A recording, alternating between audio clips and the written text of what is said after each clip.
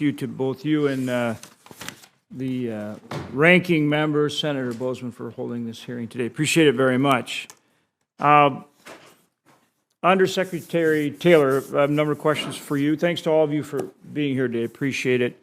One of the programs that's very important to us in North Dakota is the sugar program.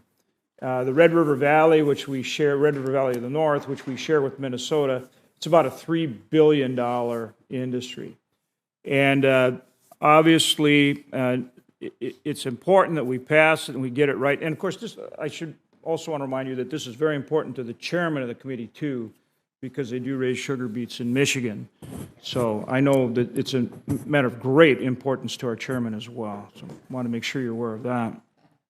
But it's about a $3 billion industry. We all like sugar. And I know the ranking member is trying to downplay his intense concern about the program as well. I'm not sure if they do any sugar beets in Arkansas, but they do other things, and they like having us support them on their crops. So he's a strong advocate as well. But anyway, the policy is designed to provide a cost-effective safety net for our sugar producers and avoid foreign producers dumping on the market, which provides a low-cost, consistent sugar price for American consumers. And it's very important that the program is administered in a way that's consistent with the intent in the Farm Bill. So my question is, do you agree that USDA's, your own metric, the Department of Ag's metric, a stocks-to-use ratio between 13.5% and 15.5% is appropriate when determining whether the sugar market is adequately supplied? I know that's kind of technical, but it's very important because it has a big impact for our producers. Thank you, Senator Hoeven. So the sugar program is being administered between myself under the Trade and Foreign Agricultural Affairs Mission Area and the FPAC and Undersecretary Robert Bonney. This is a newer structure as USDA was reorganized several years ago with the creation of my position. I believe, we have long administered the sugar program within that stocks-to-use ratio. It is well known, and it was developed to really try to meet the intent that Congress laid out about adequate supplies at reasonable prices in the Farm Bill. And we are committed to using that metric to manage the sugar program. Well, and we actually had Secretary Bonney out to see us and met with our producers, which we appreciate very much. And I think it was productive for him to hear from them as well. But based on your answer then, when the market's adequately supplied according to that measure, then you believe that we should not be allowing additional imports, even though we get pressure from some of our trading partners to do that sometimes, as long as we're meeting those metrics. Correct, Senator. That is how we have historically run the program and how we are running that program today. Because again, we are trying to be transparent in how we are running the program and making those decisions. In addition, we have the suspension agreement with Mexico, which lays out a tie to the stocks-to-use ratio. So I think that's an important component there.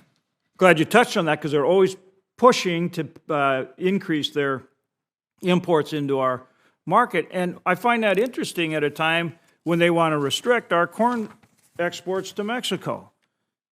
So on the one hand, we need to resist that, their efforts to dump into our market. And on the other hand, they need to abide by WTO when it comes to sales of GMO corn to Mexico. Do you agree with that?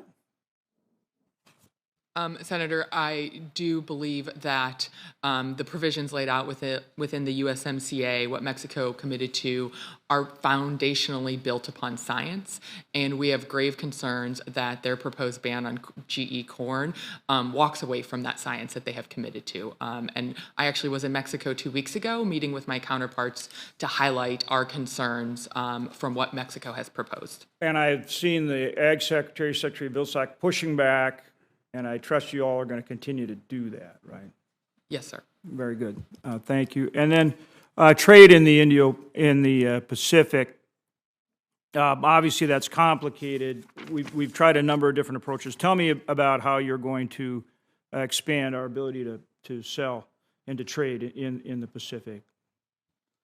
I think this is a very exciting part of the world. They have growing middle classes, they have growing economies, and they have a generally young population. When I think about Vietnam, for instance, they're projected to add 5 million middle-class households over the next 5 years. So we have the ability today to build trading relationships, to help our producers get into those markets, to build those long-term relationships and build and create lifelong consumers of American food and agriculture products. I think that's a huge market potential.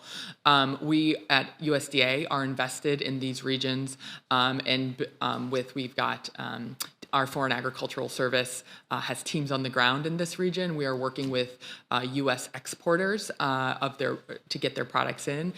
We focus many trade activities. And then, of course, we also have the Indo-Pacific Economic Framework, which we are focused on. While it's still young, we are focused on... That's why I bring it up. Providing meaningful access to knocking down those non-tariff trade barriers that are limiting factors today. And we are interested to see where that framework can go to continue to help advance U.S. agricultural interests in the region. Right on. And I've joined with Senator Thune on a letter in regard to that. So I appreciate that very much. I have a very pithy question on specialty crops, but I know that our chairman, being an expert on specialty crops, will sufficiently grill you on that. So I will pass on that, and then just once again thank the chairman. Thank you. And the ranking member for holding. Thank you. Thanks, Thank guys. you very much, Appreciate it. Senator Hoeven. We look forward to working closely with you as we do the Farm Bill. So, last but certainly not least, Senator